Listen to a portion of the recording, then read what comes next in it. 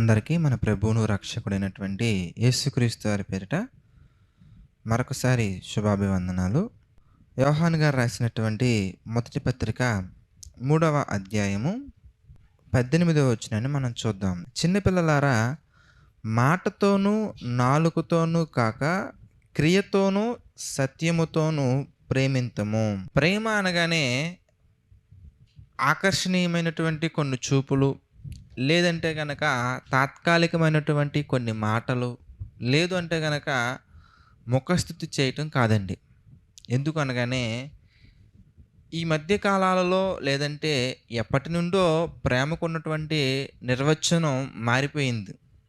ప్రేమ అనగానే ఒక్కొక్క కాలంలో లేదా ఒక్కొక్క వయసులో ఒక్కొక్క రకంగా మారిపోతూ వస్తుంది. చిన్నపిల్లల దగ్గర మనం చూసామనుకోండి, తల్లిదండ్రులు చూపించే ప్రేమ ఒక రకంగా ఉంటుంది.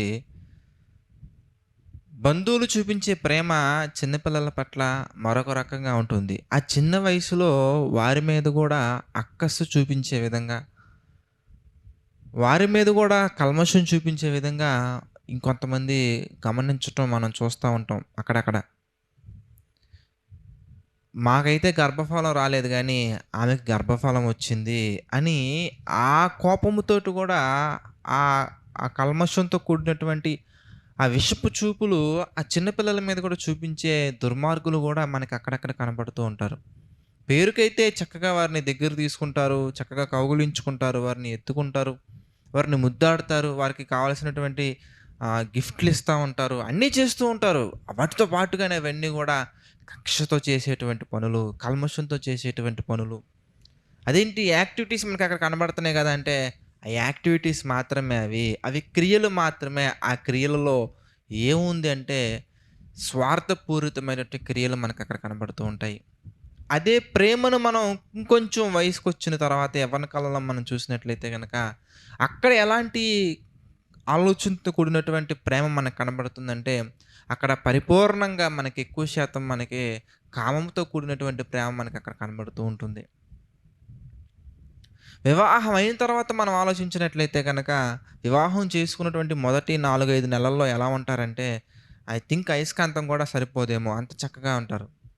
తర్వాత మళ్ళీ వారి మధ్యలో గొడవలు, వేరే వారి మాటలు వినడం వల్ల, లేదా అత్త మాటలు వినడం వల్ల, అమ్మ మాటలు వినడం వల్ల, అక్క మాటలు వినడం వల్ల, చెల్లి మాటలు వినడం వల్ల, స్నేహితుల మాటలు వినడం వల్ల, చుట్టుపక్కల ఉన్నటువంటి వారి మాటలు వినడం, అనేక రకాల మాటలు విని విని విని విని విని వారిద్దరి మధ్యలో ఒక గోడ కట్టి ఒక ప్రపంచమే వచ్చి కలపటం కొరకు ప్రయత్నించినా కూడా వారిద్దరు కూడా కలవలేనంత దూరంగా, ఘోరంగా వారి మధ్యలో గోడలు నిర్మించుకుంటూ, పెద్ద పెద్ద కోటలే నిర్మించుకుంటూ వెళ్ళిపోతూ ఉంటారు.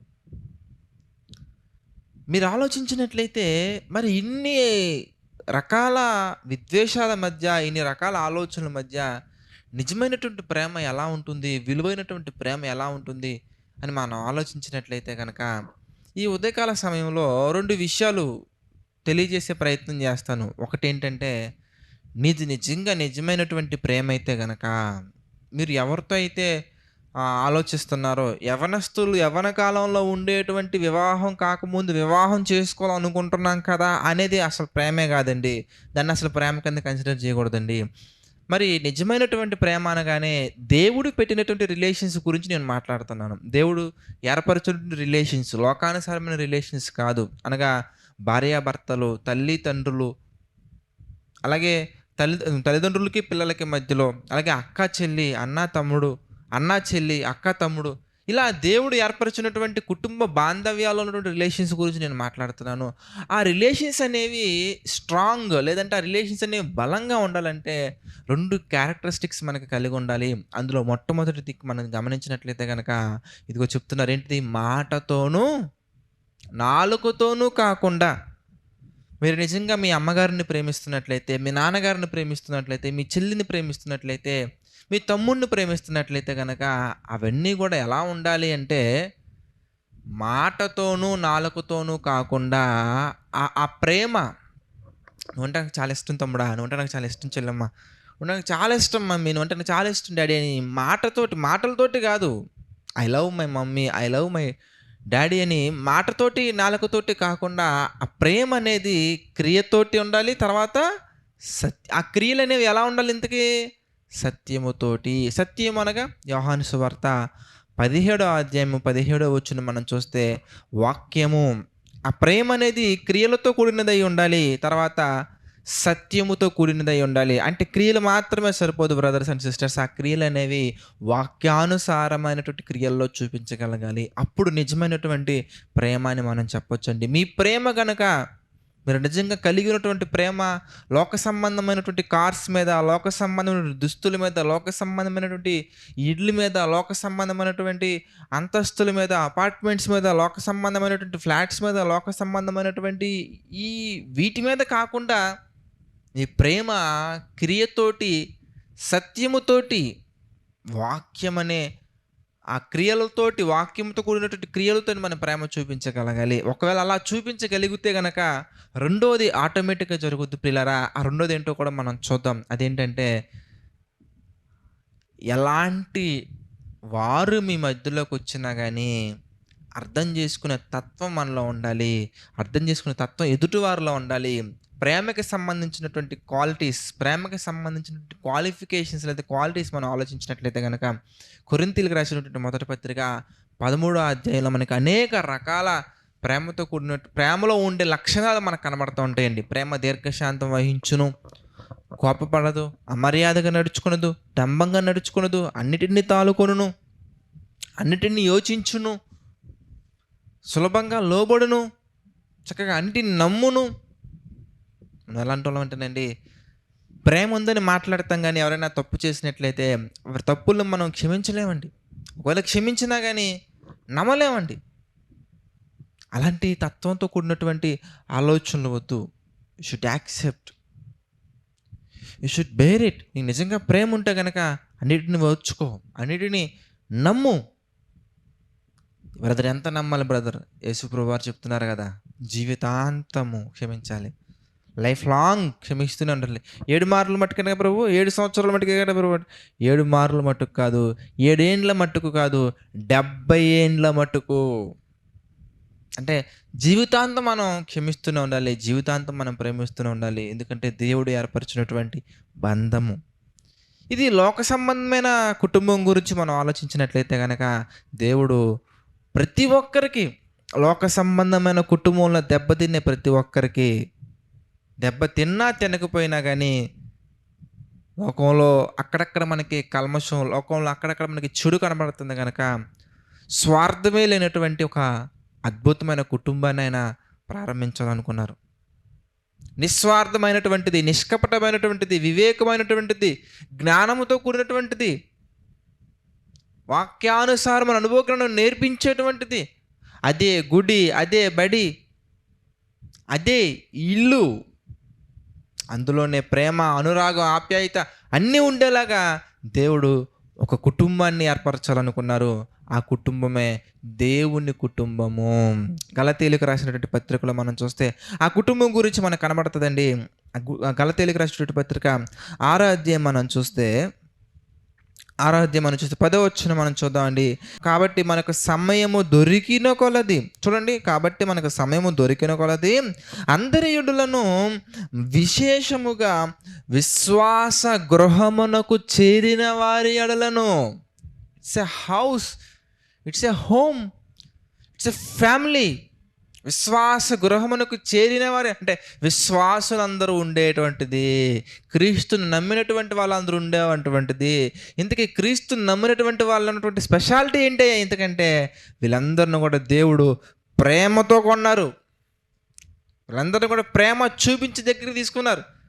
ఏంటా ప్రేమ అని మీరు అడిగినట్లయితే కనుక అదిగో యోహాను గారు రాసినటువంటి మొదటి పత్రికలో మనకు కనబడుతుందండి. యోహాను గారు రాసినటువంటి మొదటి పత్రిక 3వ అధ్యాయం మనం చూస్తే 16వ వచనం మనం చూద్దాం.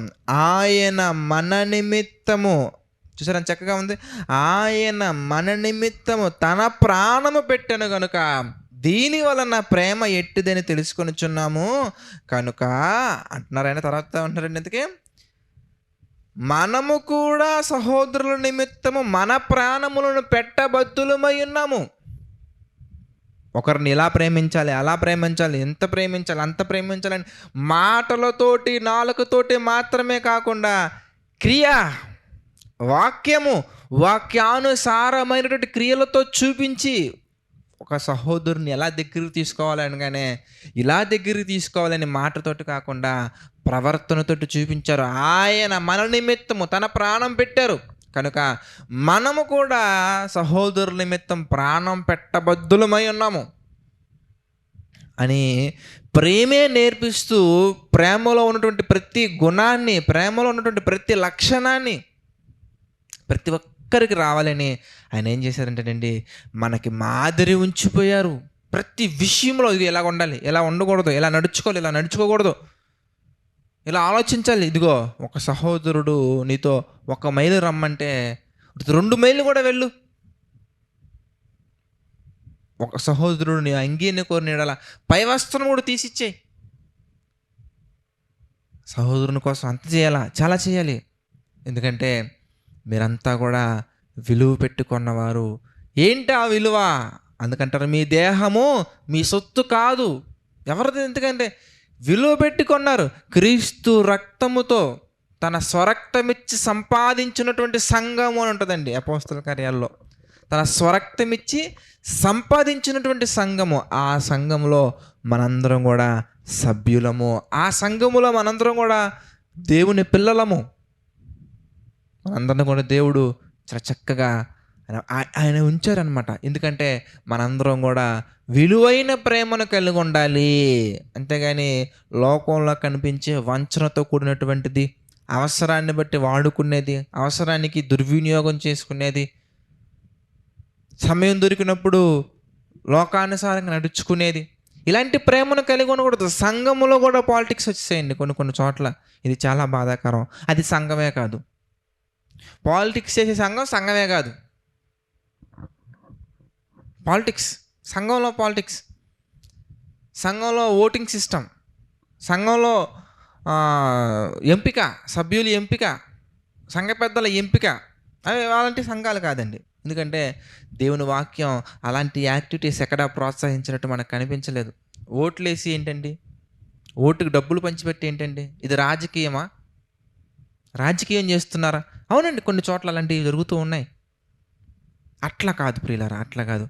ఏముంటుందంటే వాక్యాన్ని మాటలతోటి, నాలుకలతోటి కాకుండా, ప్రసంగాలతోటి, వర్తమానాలతోటి కాకుండా, విశ్వాస జీవితంలో, ప్రవర్తనలో చూపిస్తూ ప్రతి ఒక్కరిని కూడా వాక్యానుసారంగా నడుచుకునే విధంగా పురికొల్పుతూ, ప్రతి ఒక్కరిని వాక్యానుసారంగా సక్రమమైన మార్గంలో పెంచుతూ పోషిస్తూ వెళ్ళేదే దేవుడు కోరుకున్నటువంటి నిజమైనటువంటి సంఘము. అందులో ఉన్నటువంటి వారి గురించి నేను మాట్లాడుతున్నానండి. అలాంటి ప్రాంతంలో మీరు ఉంటే కనుక నిజంగా ధన్యులండి, నిజంగా ధన్యులు. మీ సంఘంలో కూడా మాటతోటి, నాలుకతోటి కాకుండా క్రియలతోటి కనుక దేవుడు చెప్పిన క్వాలిటీస్ కలిగి, దేవుడు చెప్పిన విధంగా చక్కగా వాక్యాన్ని క్రియల్లో చూపిస్తూ, బోధలోను, సహవాసంలోను, రొట్టె విరుచుట్లోను, ప్రార్థనలోను నిజంగా మిమ్మల్ని బలపరుస్తూ ఉంటే కనుక అది నిజమైనటువంటి సంఘం అండి. ఆ సంఘాన్ని దేవుడు ఎలా కొన్నారో తెలుసా? విలువ పెట్టి కొన్నారు. ఎంత విలువ? స్వరక్తం. యవ్వన కాలములో ఎలాంటి తప్పు చేయకుండా, నోటను కపటం ఉండలేదు, ఆలోచనలో కూడా లేకుండా చాలా చక్కగా పరిశుద్ధమైనటువంటి తన శరీరాన్ని మనందరి కొరకు అర్పించి స్వరక్తాన్ని ఇచ్చి కన్నారండి. వాళ్ళందరినీ కొన్నారు. మీరు చూస్తే ప్రియులారా, ఇంకొక మాట మనం గమనించినట్లయితే, ఈ ప్రేమ ఏదైతే ఉందో ఆ ప్రేమ ఎవరు విడదీసినా కూడా విడిపోకూడదండి. అందుకే ఆ ప్రేమ గురించే మాట్లాడుతూ రోమపత్రిక మనం చూద్దాం. రోమపత్రిక 8వ అధ్యాయం మనం చూస్తే 35వ వచనం మనం చూద్దాం. 35వ వచనం మనం చూస్తే, క్రీస్తు ప్రేమ నుండి మనలను ఎడబాపు వాడెవడు? ఎవరున్నారండి? యేసు ప్రభు యొక్క ప్రేమ నుంచి మనలను ఎడబాపేవాడు ఎవడున్నాడండి? ఎవరికి ఉంటుందండి ఆ సాహసం? ఎంతకి ఎవరు చేయగలరండి? చుట్టుపక్కల ఉన్నటువంటి గోడ అవతల కూర్చున్న ఆంటీ వల్ల, గోడ దగ్గర గుంట నక్కల్లా చూసే ఆంటీ వల్ల, చూడండి ఎలా చూస్తారో గోడ పక్కన. అక్కడ ఏం పని ఉంటుందండి, ఏదో అంట్లు కొడుకున్నట్టుగా వస్తారు ఆ టైంకి. ఏముంటుందో, వాళ్ళు ఎప్పుడో బట్టలు ఉతికేసుకున్నారు, కానీ బకెట్లో ఏవో వేసుకొని వచ్చి ఇలా చెవులు పెట్టి వింటూ ఉంటారండి. వాళ్ళ హస్బెండ్ బయటికి వెళ్ళాక, ఏం వదినా, ఏదో జరుగుతున్నట్టుంది. నేను బట్టలు ఉతుక్కోవడం కోసం వచ్చాను వదినా. ఏం పిన్ని, ఏదో కూతురేదో చేసినట్టుంది. ఈ కాలం పిల్లల్ని అసలు నమ్మలేమమ్మా. ఏమండి, శక్యమైతే, సాధ్యమైతే సమాధానపరచాలి. ప్రభు వాక్యం సెలవిస్తుంది ప్రియులారా, అందరితో సమాధానంగా ఉండండి. ఎందుకండి కుటుంబం చీలిపోతున్న పరిస్థితుల్లో గొడవలు పెట్టేవారిగా ఉంటారు. మీకు సంబంధం లేని వాటిలో ఎందుకండి వెళ్తున్నారు? వారు మీ అవసరత కోరారా? మీ సహాయం కోరారా? గోడ చాటున రహస్యంగా వినవలసిన అవసరత ఏంటి? వాళ్ళ జీవితాలను నాశనం చేయవలసిన అవసరత ఏంటి? వాళ్ళ మధ్యలో ఉన్న ప్రేమను ఎడబాటు చేయవలసిన అవసరత ఏంటి? ఇలాంటి చెప్పుడు మాటలు అసలు నమ్మకండి బ్రదర్స్ అండ్ సిస్టర్స్, అస్సలు నమ్మకండి. ఎందుకంటే చెప్పుడు మాటల వల్ల ఎన్నో సంఘాలు కూడా దెబ్బతిన్న పరిస్థితులు మనకు కనబడుతూ ఉంటాయి. సంఘం అనే పేరుతో ఉన్నటువంటి వారు. అందుకే క్రీస్తు ప్రేమ నుండి మనలను ఎడబాపు వాడెవడు? చుట్టుపక్కన వాళ్ళ, అరుగుల మీద కూర్చున్న వాళ్ళ, రచ్చబండ్ల మీద కూర్చున్న వాళ్ళ, ఎవరు లేరండి అంటున్నారు ఆయన. తర్వాత క్రీస్తు ప్రేమ నుండి మనల్ని ఎడబాపు వాడేవాడు, శ్రమ అయినను, బాధ అయినను, హింస అయినను, కరువైనను, వస్త్రహీనత అయినను, ఉపద్రవమైనను, ఖడ్గమైనను మనల్ని ఎడబాపున సమస్య లేదు. 38వ వచనం మనం చూస్తే 38, మరణమైనను, రామపత్రిక 8:38 అండి, 8:38, మరణమైనను, జీవమైనను, దేవదూతలైనను, ప్రధానులైనను, ఉన్నవైనను, రాబోవునవైనను, అధికారులైనను, ఎత్తైనను, లోతైనను, సృష్టింపబడిన మరి ఏదైనను మన ప్రభువైన క్రీస్తు యేసునందలి దేవుని ప్రేమ నుండి మనలను ఎడబాప నేరవని రూఢిగా చెప్పుచున్నాను.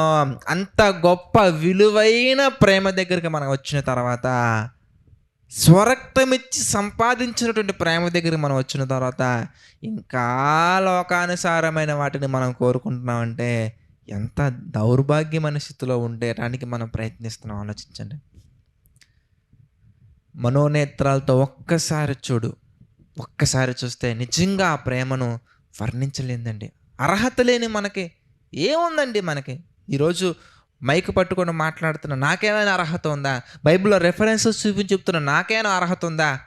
అర్హత లేని నాకు, వంచన లేనటువంటి వాడుకొని వదిలేసేటువంటి ప్రేమ కాకుండా, వదిలేసే ప్రేమ కాకుండా పిల్లల విలువైనటువంటి ప్రేమ, స్వరక్తాన్నిచ్చి సంపాదించినటువంటి ప్రేమ, ఎవడు కూడా ఎడబాపలేనటువంటి ప్రేమ, అది కరువైన, బాధైన, శ్రమైన, ఖడ్గమైన, నష్టమైన, ఏదైనా కానీ, అది లాభమైన, సంపాదనైనా ఏదైనా కూడా ఎడబాపలేదండి. దేవదూతలైనా, ఉన్నవైనా, రాబోనువైనా ఒక్కసారి మనోనేత్రాలతో చూసి మనస్ఫూర్తిగా ప్రభు సన్నిధిని నువ్వు అంగీకరించగలిగితే కనుక, ప్రభువుని అంగీకరించగలిగినట్లయితే కనుక దేనికి మనం ఆశపడము. అలాంటి ప్రేమను మనం కలిగి ఉందామండి. అలాంటి ప్రేమను యేసుప్రభువు వారు మాదిరిని చూపారు. అలాంటి ప్రేమను మనం చూపించగలగాలి. అంతేగాని ఎవరో ఏదో చెప్తే అపార్థం చేసుకునే ప్రేమ మనం కలిగి ఉండకూడదండి. ఎవరో ఏదో చెప్తే మనం అసూయపడే ప్రేమ కలిగి ఉండకూడదండి. ఎవరో ఏదో చెప్తే మనం ఆకర్షించే ప్రేమ కలిగి ఉండకూడదండి. ఈ కాలంలో చూడండి ప్రియులారా, ఇష్టమైన డైరీ మిల్క్ చాక్లెట్ ఇస్తే ఆకర్షించబడిపోతున్నారు ఆడపిల్లలు. తప్పండి. డైరీ మిల్క్ చాక్లెట్కైనా తల్లిదండ్రుల ఇష్టానికి గౌరవించండి. దేవుని ఇష్టానికి మరి గౌరవించాలి. దేవుని ఇష్టాన్ని చూడాలి. దేవుని చిత్తాన్ని పరీక్షించాలి. దేవుడు అంటే ఏంటో తెలుసుకోవాలి. ఎంత గొప్ప ప్రేమ! ఈ ప్రేమ ఎవరు చూపించలేనటువంటిది. ఈ ప్రేమ గురించి అనేక మంది వర్ణించటం కొరకు ప్రయత్నించారు. ప్రయత్నించి పరిశుద్ధాత్ముని యొక్క ప్రేరణతో ప్రయత్నించి వాళ్ళు రాసిన మాటలు ఏంటో తెలుసా? ప్రేమ అనగానే వాళ్ళు వచ్చిన నిర్వచనం చూస్తే నిజంగా ఆశ్చర్యపోతామండి. యోహాను గారు రాసిన మొదటి పత్రిక మనం చూద్దాం. యోహాను గారు రాసినటువంటి మొదటి పత్రిక 4వ అధ్యాయం మనం చూస్తే 8వ వచనం చూద్దాం ప్రియులారా. దేవుడు ప్రేమ స్వరూపి. ఇంకా కింద చూస్తే దేవుడు ప్రేమై ఉన్నాడు. ఏంటి ప్రేమ అంటే? God. What is love? Love is God. God is love. దేవుడే ప్రేమ అని చెప్పేస్తున్నారండి. ఎందుకంటే ఇక ప్రేమను ఎలా వర్ణిస్తాం? ఆయనే ప్రేమ. ఎందుకంటే ఎన్నిసార్లు మనం పాపం చేసినా కానీ అంతకంత అవకాశాలిచ్చి, ఇదిగో తమ ఆలోచనలు అనుసరించి చెడు మార్గమున నడుచుకొనుచు పిల్లల వైపు దినమంతయు చేతులు చాపి చూస్తున్నాను. ఒక్క అడుగు తండ్రి నేను చేసింది తప్పు అనిపిస్తుంది. తప్పేనయ్యా, నన్ను అంగీకరిస్తావా? ఒకసారి నీ దగ్గరికి వచ్చి అడిగి చూస్తానని ఒక అడుగు, ఆ నిర్ణయం తీసుకుని నువ్వు ఒక అడుగు పరిపూర్ణంగా వేయాల్సిన అవసరం లేదండి. ఒక అడుగు వేసే లోపే నువ్వు ఊహించలేనటువంటి ఆలోచనల్లో ఆయన కౌగిల్లో ఉంటామండి. అసలు మనం మాట్లాడడానికి అవకాశం ఉండదు ఇంకా. ఎందుకంటే మనం తప్పు చేసిన తర్వాత చెప్పు, ఒప్పుకో, యాక్సెప్ట్ చేయి, అంగీకరించు, ఫస్ట్ నువ్వు యాక్సెప్ట్ చేయి అనడానికి మనిషి కాదైనా దేవుడు. వెంటనే మన మనసులో నిర్ణయం తీసుకున్న వెంటనే ఆ నిర్ణయం మాటల రూపంలో బయటికి రావాల్సిన అవసరం లేదండి. మనస్సులో నిర్ణయం తీసుకున్న వెంటనే మనం ఎలాంటి వారమైనా కానీ వెంటనే అంగీకరించేస్తారండి. మనకు ఆ సందేహం అవసరం లేదు. నన్ను అంగీకరిస్తారా దేవుడు?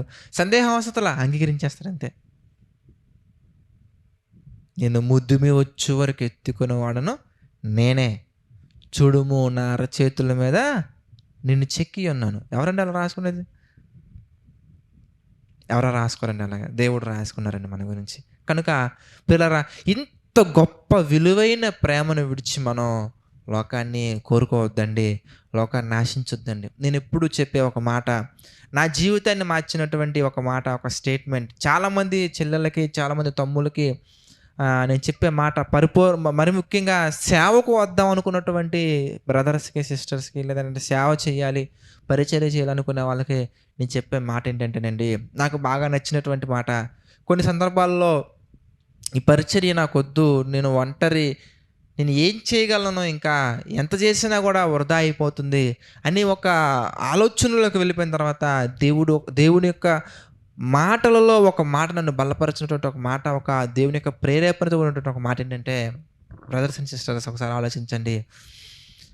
ఆయన ఎవరో ఎరుగక మునుపు, ఆయన దగ్గరికి మనం రాక మునుపు, ఆయనకి మనకి మధ్యలో ఒక పెద్ద పాపాలతో కూడినటువంటి గోడలు ఉన్నప్పుడే ఆయన పరలోకములో నుండి భూమి మీదకి వచ్చి మనందరి నిమిత్తం, మరి ముఖ్యంగా ఎవరైతే ఆలోచిస్తున్నారో వాళ్ళ నిమిత్తము తన రక్తాన్ని కార్చి, ఇదిగో నేను ఇంత ప్రేమిస్తున్నానని మన కొరకు అంత త్యాగం చేసినప్పుడు, మనం ఎవరో తెలియనప్పుడే, మనకి ఆయనకి సంబంధం లేనప్పుడే, మనం ఒక పాపులుగా, దుర్మార్గులుగా మనం ఉన్నప్పుడు, ఆయన పరిశుద్ధులుగా ఉన్నతమైన స్థలాలలో ఉన్నప్పుడు మనల్ని ఎంత గొప్పగా ప్రేమించాడు కదా. మనం ఏం చేయకముందే, మనల్ని నమ్మలేదు, విశ్వసించలేదు, సొంత రక్షకునిగా అంగీకరించలేదు, కనీసం ప్రార్థన చేయలేదు, కనీసం ఆయన సన్నిధికి మనస్ఫూర్తిగా వెళ్ళలేదు, మనస్ఫూర్తిగా ప్రార్థన చేయలేదు, ఆయన ఎవరో మనకు తెలియనట్టుగా ఉన్నాం మన క్రియల వలన. అప్పుడే మనల్ని అంత ప్రేమించినటువంటి దేవుడు, అప్పుడే మన కొరకు అంత ఎదురు చూసే దేవుడు, అప్పుడే మన నిమిత్తం ఎన్నో త్యాగాలు చేసినటువంటి దేవుడు, అప్పుడే మన నిమిత్తం విలువైనటువంటి రక్తాన్ని కార్చి ప్రేమించినటువంటి దేవుడు, తండ్రి నాకు నువ్వు తప్ప ఎవరున్నారయ్యా అంటే లోకాన్ని చూస్తున్నప్పుడే అంత ప్రేమించినటువంటి దేవుడు ఒక్కసారి మనస్ఫూర్తిగా, తండ్రి నాకు నువ్వు తప్ప ఎవరున్నారయ్యా, ఆకాశమందు నీవు తప్ప నాకు ఎవరున్నారయ్యా, ఈ భూమి మీద నాకు మీరు తప్ప ఎవరున్నారయ్యా, మీరే కదయ్యా నాకు దిక్కు, మీరే కదయ్యా నాకు తోడు, మీరే కదయ్యా నాకు అండ, మీరే కదయ్యా నాకు అన్ని సర్వస్వం అని దేని గురించి ఆలోచించకుండా ప్రతి అడుగు, ప్రతి బాధ్యత, ప్రతి ఆలోచన, ప్రతి నిర్ణయం జరుగుద్దంటావా అనే అనుమానంతో కాకుండా జరుగుద్ది, చేస్తాడు, చెయ్యకపోయినా నష్టమే లేదు, చనిపోతే ఆయన దగ్గరగా కదా నేను వెళ్తానని మనం కనుక ఆయన సన్నిధిలోకి వచ్చి ఆయన మీద డిపెండ్ అయితే ఇంకెంత గొప్పగా చూసుకుంటాడు. ఒక్కసారి వర్ణించే ప్రయత్నం సాధ్యమైతే చేయండి చూద్దాం, శక్యమైతే చేయండి చూద్దాం. ఏమన్నా నేను ట్రై చేశాను, నా వల్ల కాలేదు, నిజంగా కాలేదండి. ప్రయత్నించా. నేను ఆయన దగ్గరికి రాకముందు ఎంత ప్రేమించారు కదా, వస్తే ఎంత ప్రేమిస్తారని ప్రయత్నించి చూస్తే అవి నాకు ఊహకు అందనటువంటి ప్రేమ. అందుకే ఒక మాట ఉంటుందండి, తన్ను ప్రేమించు వారి కొరకు ఆయన ఏవి సిద్ధపరిచానో అవి కంటికి కనిపించలేదు, చెవికి వినిపించలేదు, హృదయానికి గోచరము కాలేదు. అవ్వదండి. ఊహించని రీతిలో ప్రేమించే దేవుడండి మన దేవుడు నిజంగా. పిల్లరా, నా జీవితంలో అలాంటి మేలులు ఎన్నో పొందుకున్నానండి. ఎన్నో ఆదరణతో కూడినటువంటి మాటలు, ఆదరణతో కూడినటువంటి సంఘటనలు, ఆదరణతో కూడినటువంటి సహాయం అన్నీ ఆయన సన్నిధిలో మనం పొందుకుంటాం. కనుక ఆ విలువైన ప్రేమను విడిచిపెట్టే ప్రయత్నం అస్సలు చేయకండి. ఒకవేళ నువ్వు విడిచిపెట్టే ప్రయత్నం చేయకుండా ఉండగలిగితే కనుక ఏది కూడా మనల్ని ఆయన ప్రేమ నుండి ఎడబాపలేదు.